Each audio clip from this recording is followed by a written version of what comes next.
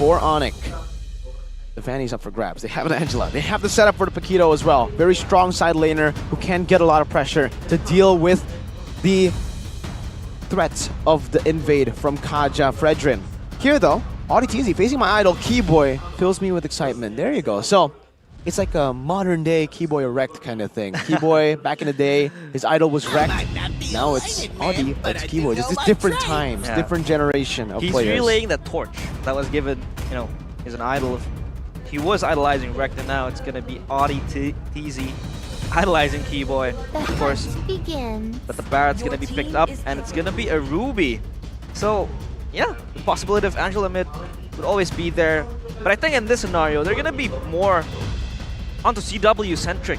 This playstyle is gonna be stacked and layered with the protection coming in from the Angela or from the Ruby as well. Boots will just do his own thing.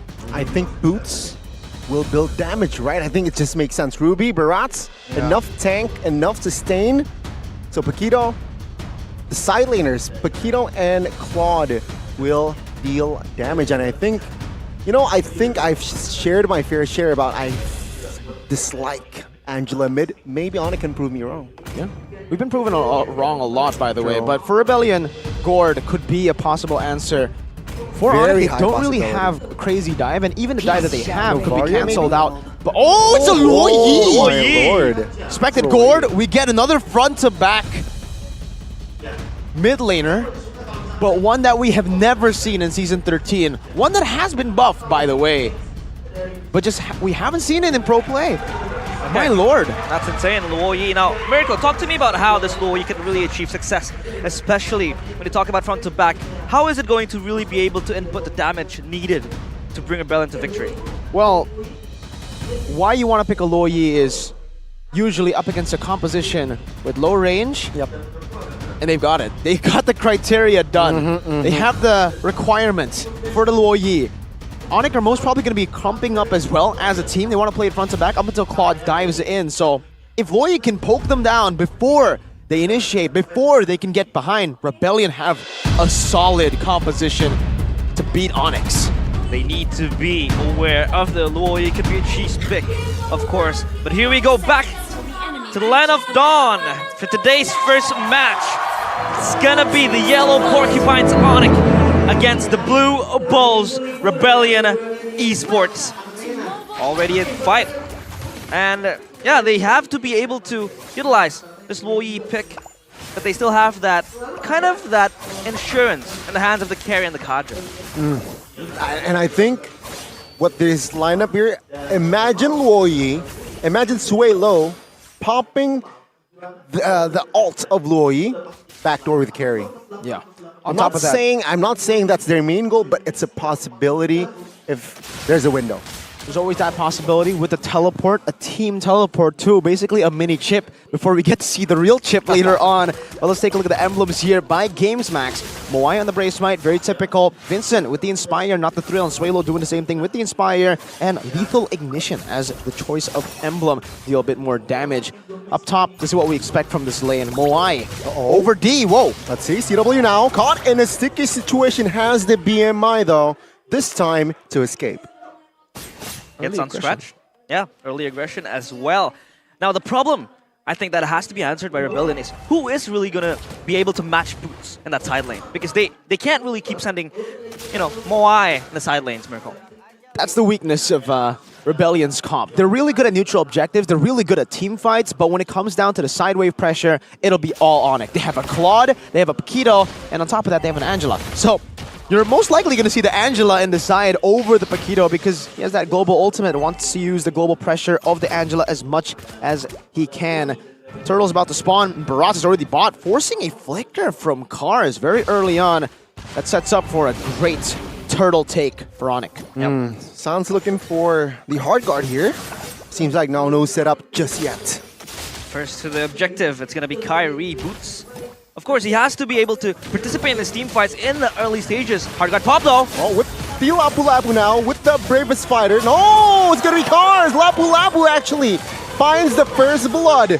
Keyboy looking to reposition. Vincent finds a retribution as well. Kyrie now. The Dino, oh no! He's stuck, isolated, and Vincent grabs another kill. That's a very good early game from Rebellion Esports. Oh no, Onic fumble the early turtle. This could be the pressure point that Rebellion has been seeking for. Same now, 2v1, but it seems like, yeah, they will not commit. They don't have enough firepower to commit on towards Vincent, but what an early game, 1,000 gold already. I think Onic really dropped the ball there as to what they're like. The plan for Onic here is to play with the side lanes, is to play individually with these heroes. The Paquito we mentioned, the Angela, utilizing the map pressure. Rebellion have the better team fight. I don't think there's any way for Onic to win in a full-on fight if they don't flank. And in the first few neutral objectives, it's very tough to ask for that, to ask for a flank. Boots was looking for it, but Cars had the better position to stop that from happening. And what ended up happening was Sway Low early on with the Lo Yi. That threat is a bit too much to handle. Onic needs to hold their ground, wait for their power spike, and then they can try to attempt the team fight. But for now, it's a bit too early, and we saw exactly why it was too early. They needed that damage from the Paquito as well, so Boots was present in the team fight. But the problem, of course, is that sometimes when the gold-centric type of playstyle fails, you're always going to have Sans bursting as the carry type of mage. But now the problem is he's going to play this Angela. Of course, he will be embedded that more supportive role, but oh, here comes an engage! No chance for Boots to escape there. Good proactiveness from Rebellion. Subversion of expectation, beautifully done by Rebellion. Usually, the template movement for a mid laner is you clear the mid lane, get the prio, then rotate. They don't care about the mid lane prio. They have an ultimate that grants you teleportation around the map. Might as well just use it for ganks. Ganks and kills over the minions in the mid lane. And a bonus for Rebellion is Onic don't even have a mage that can capitalize on the fact that the mid lane gets left open. It's an Angela. And defended on towards Stu, stunned up here in the front side. Kaja will be taken out here, but Vincent! What a retribution again! Now on the backside, you can see Moai taken down, and Onic now, they are looking for retaliation. Though Boots has to be taken down. As it seems like now Onic stabilizing in the backside of the map. It's another trade for a Rebellion.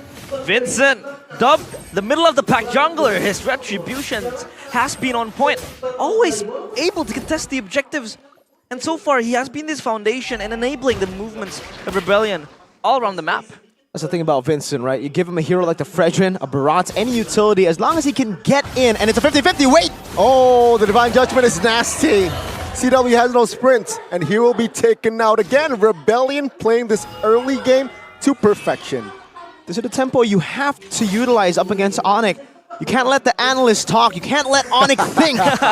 That's the same idea in Cars now. He does have the bravest fighter, so he's not in any risk of dying. But to go back to the point earlier, Vincent, this guy, he may be a middle jungle, like a very average jungle when it comes to hero pool, etc. But when it comes to Retri, he's a top dog for sure. Get him in these team fights, get him to a spot where he can 50-50. And it's not really 50-50, is it?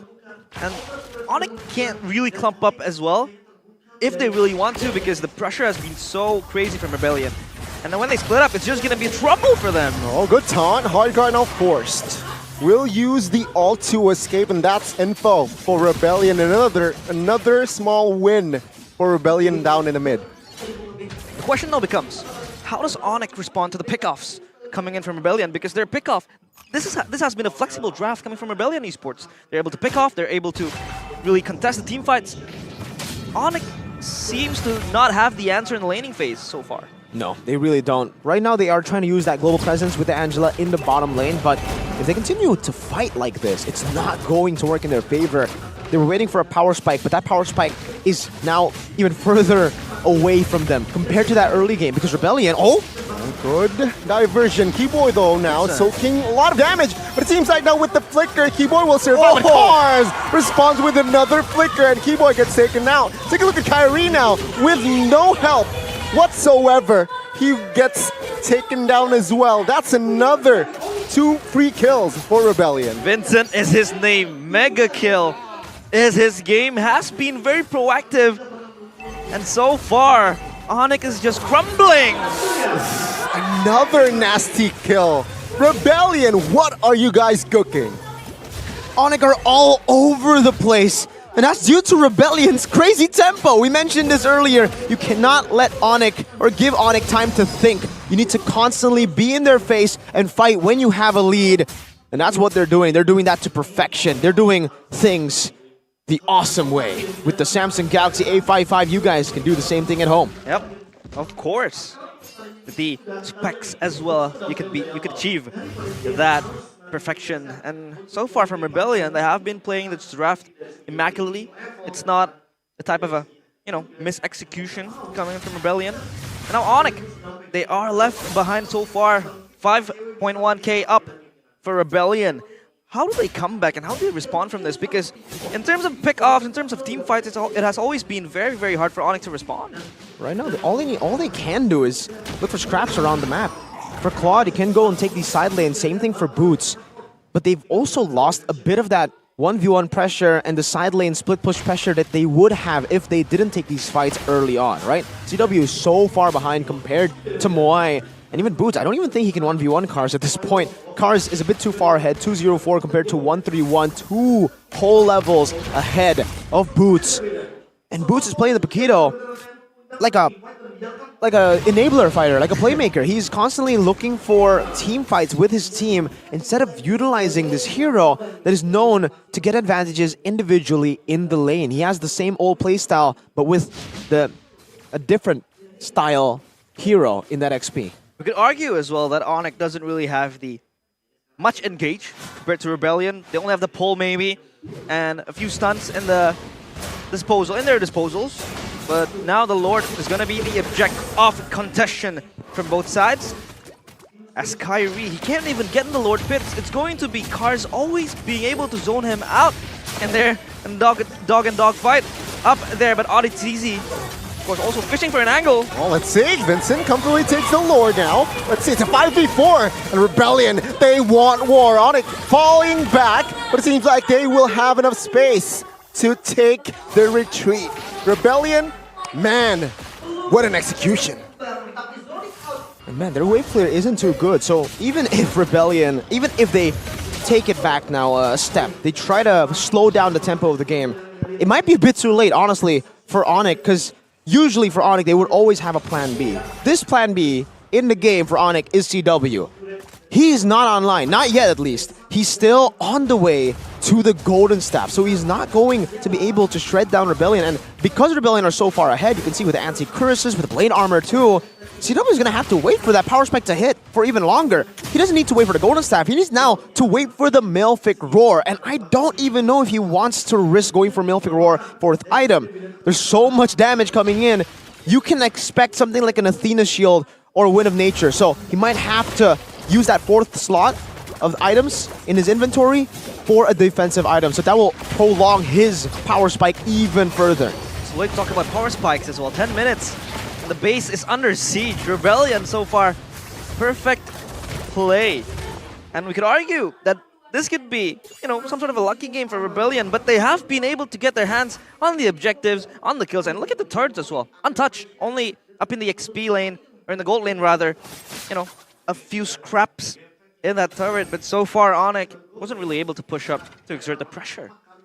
Ladies and gentlemen, this is the first time of Luoi in MPLID Season 13 since we saw Luoi. It was used 742 days ago. That's centuries ago. Oh, oh! It's an average play, Kyrie now isolated, and Moai will take and secure the kill. Rebellion, they're looking for more as there are no clear front lines. It seems like they will reset.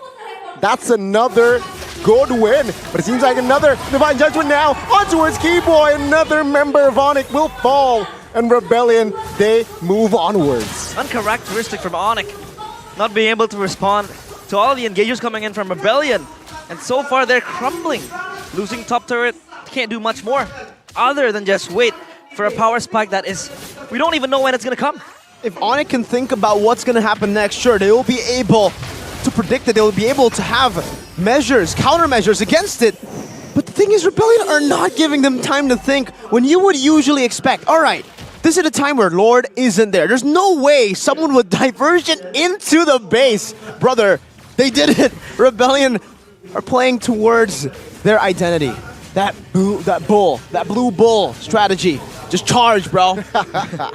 Damage dealt from Suelo, 58k. It's a huge gap, a huge margin, and this Luo Yi has been proving to be a perfect pick. And what really enables this Luo Yi? Why is it so perfect in the hands of Rebellion? Well, again, Onic, all of their the whole comp has a low range. No one can really hit them from afar, and no one can even flank. No one can dive really with the help of a Kaja, a Fredrin. There's so much CC in the way of a possible flank even that Luo Yi just gets to free hit all around. This is the perfect game to pull off a Luo Yi for Rebellion, and they picked it up when they needed it. It's a diversion play again towards the bottom lane. So even the global pressure of the Angela, the split push pressure of a Paquito and Claude, It's meaningless. is meaningless when you're up against a Luo Yi who is 2-0-7. A normal Luo Yi, sure, you can still make do. If you're equal, you can still make do. This is a 10,000 gold lead, guys, for Rebellion. If you take a look at the items, it's looking horrible for Onic. And yes, CW has to go for Wind of Nature. He has to go for a defensive item. So like I said, he is still pretty far away from that Malefic Roar now. He's only completed the Wind of Nature. Rebellion. Cancelled out though with the flicker. Divine Judgment will still connect though. The damage will burst Keyboy down. It's 5v4 plus Zilor. Can Onic hold on? Rebellion looking to hold on and looking to stabilize, but Lord down will be taken and down for Onic. Oh, Onic will lose his mortality, and Onic will try to defend for their lives here as the Rebellion will not be greedy. They will fall back. They have the heal, they have the sustain, but they don't have the damage to push through. And Rebellion has been so mature. Ooh. Starting from the drafts, but Diversion. teleport below. The aversion play, disgusting. But now Boots will not be able to hold on to damage. He will be taken down. I'm offended by Keyboy. This might be huge, but it seems like the damage from Moai will be massive. And CW? Rebellion, they're looking for the end. Damage. CW, with the help of the hard guard, The end. will not be able to hold on as the first game will fall to the hands of the Blue Bulls. The winning moment by Samsung Galaxy. That was insane. The Blue Bulls strike first.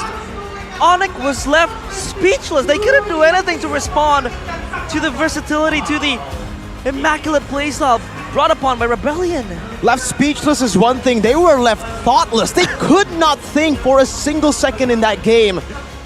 The adaptive playstyle, the way that they used to play, could still be seen a bit, but when you have that style of tempo, when you're always pushing on the gas pedal, when you're always in the enemy base with a diversion, always constantly looking for different angles to attack, yeah, no, you're not going to be able to think, you're not going to be able to adapt. You need time to adapt, and time was not given to Onic. Rebellion played their cards perfectly, went to